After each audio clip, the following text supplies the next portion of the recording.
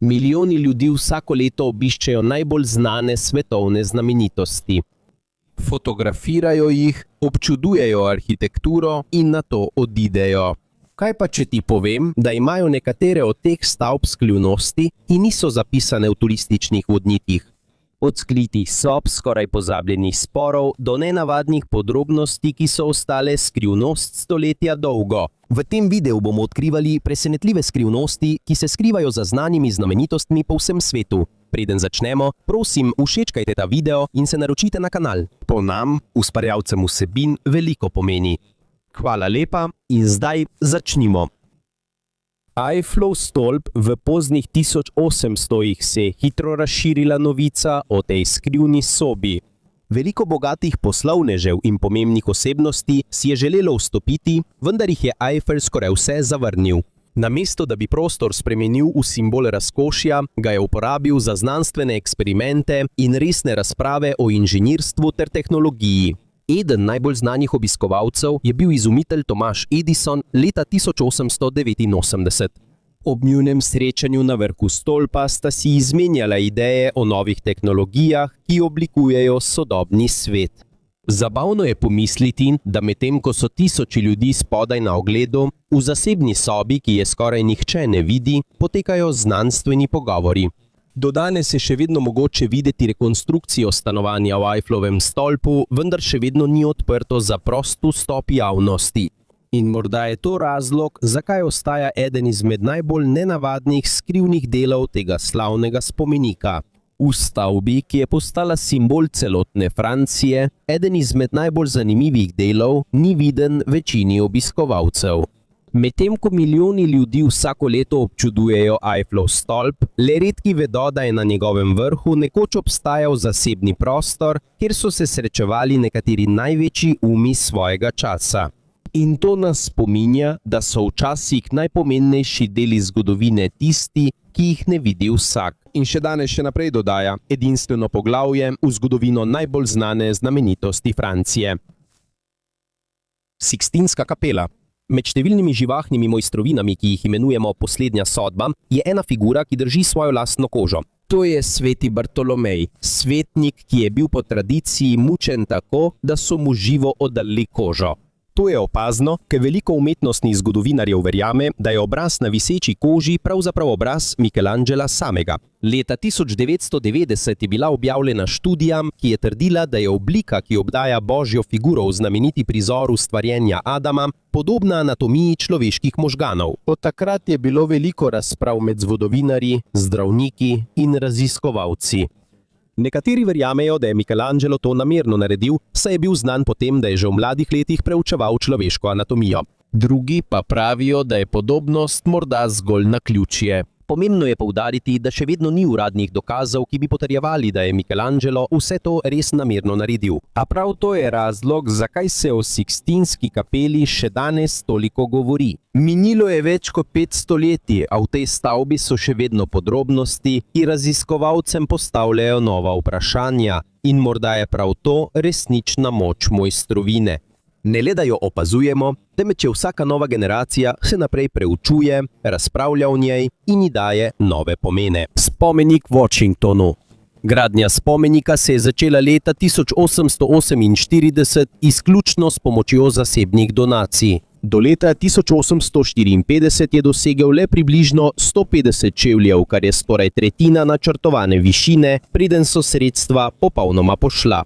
Hkrati je papež Pij IX podaril poseben blok marmorja iz starodavnega templja v Rimu kot darilo za notranjost spomenika. Vendar je to razjezilo protikatoliško politično skupino, znano kot Know Nothings. Nekega večera so skrivaj ukradli marmorni dar papeža in ga vrgli v reko Potomac. Ne samo to, prevzeli so tudi nadzor nad združenjem, ki je vodilo projekt. Zaradi tega kaosa je kongres umaknil podporo in gradnja se je popolnoma ustavila. 23 let je napol dokončan spomenik stal sredi ravnice. Med državljansko vojno je bila okolica uporabljena kot vojaško skladišče in paša za govedo vojske Unije. Ko je Mark Twain obiskal Washington v 1870-ih, ga je opisal kot zlomljen dimnik tovarne z odrezanim vrhom. Za mnoge je to postal simbol sramote ameriške prestolnice. Šele leta 1876 je bil projekt ponovno nadaljevan pod vodstvom inženirskega korpusa ameriške vojske. Toda se je pojavil nov problem. Prvotni kamnolom v Marylandu, kjer so pridobili prvi marmor, ni več deloval. Zaradi tega so bili prisiljeni pridobiti marmor iz drugega kamnoloma. Ko je bil spomenik dokončan leta 1884, sta bila oba dela skoraj enaka na pogled.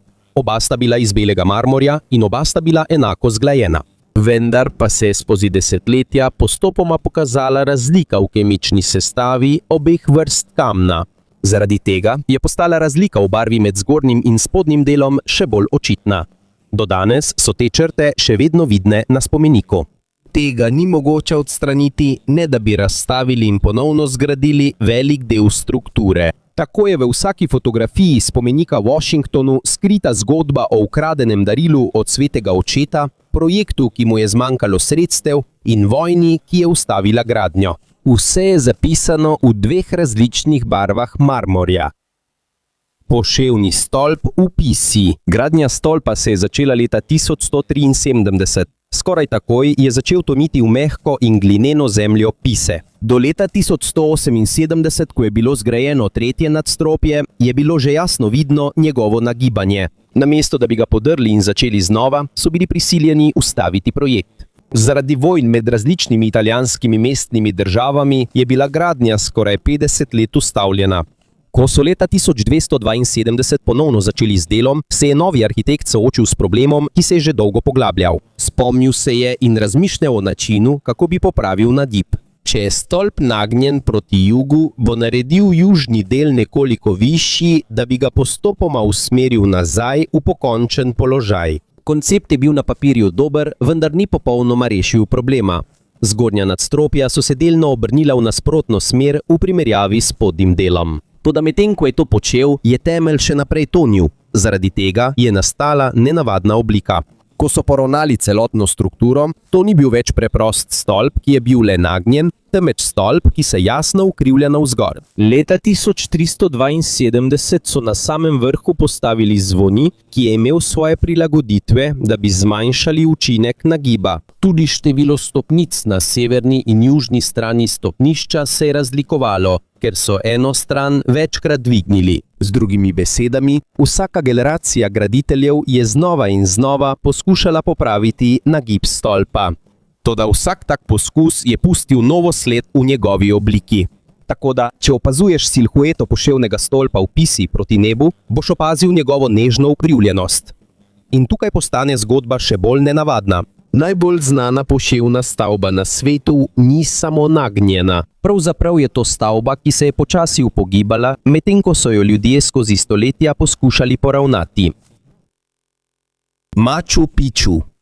Ne 24. julija 1911 je predavatelj z univerze Yale potoval po gorah Peruja. To je bil Hiram Bingham. Kar je resnično iskal, je bilo izgubljeno zadnje glavno mesto Inkov. Njegov cilj je bil drug kraj, vendar mu je neki lokalni kmet in lastnik gostišča po imenu Melchor Arteaga povedal o starodavnih ruševinah na bližnjem hribu. Arteaga je privolil, da ga spremlja, v zameno za srebrni sol. To je bilo takrat vredno le približno 50 centov. Ko je Bingham 9 let kasneje prispel do istega templja, je sam videl napis. V svoj terenski dnevnik je celo zapisal besede: Agustin Lizaraga je odkritev Machu Picchuja. Toda ko je Bingham izdal svojo slavno knjigo o odpravi, Lizaragovo ime ni bilo več omenjeno. Namesto tega je bil Bingham po vsem svetu priznan kot človek, ki je odkril Machu Picchu. Sčasoma je njegovo ime postajalo vse bolj slavno, medtem ko so bili domačini, ki so prvi prišli tja, skoraj povsem pozabljeni. Po svojih izkopavanjih je na univerzo Yale po ocenah odnesel več kot 40.000 artefaktov.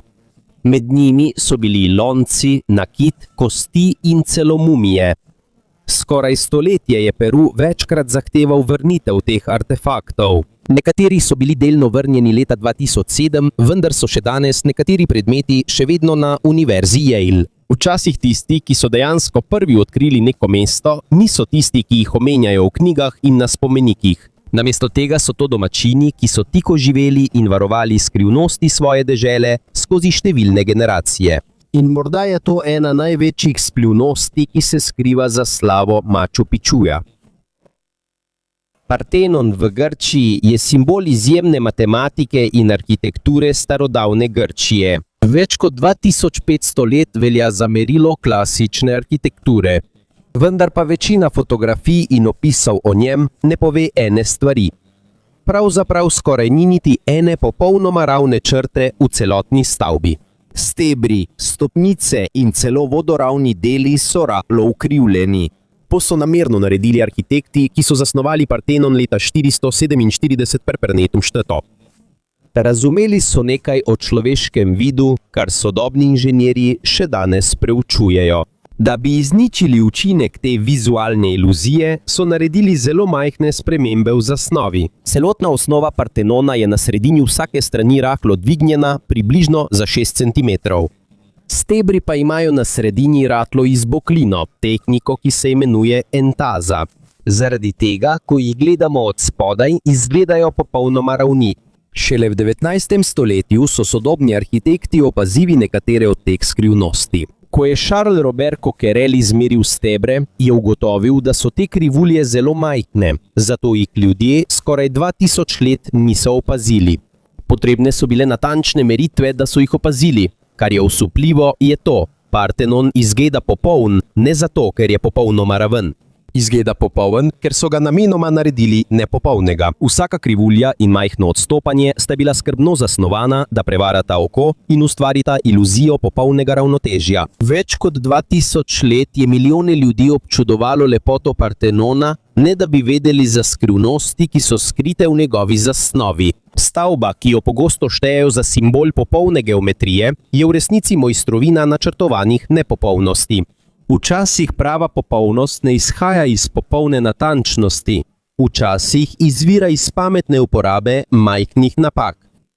Dvorana ogleda v Versajski palači je dolga približno 73 metrov in ima 357 ogledal. Njenih 17 velikih oken je obrnjenih proti zahodu, kjer popoldne neposredno vstopa sončna svetloba.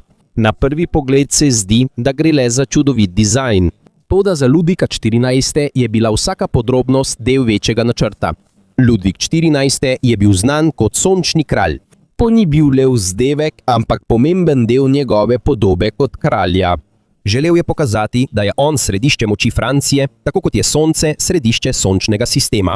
Zaradi tega je bil skoraj vsak del Versaja zasnovan tako, da okrepi to sporočilo.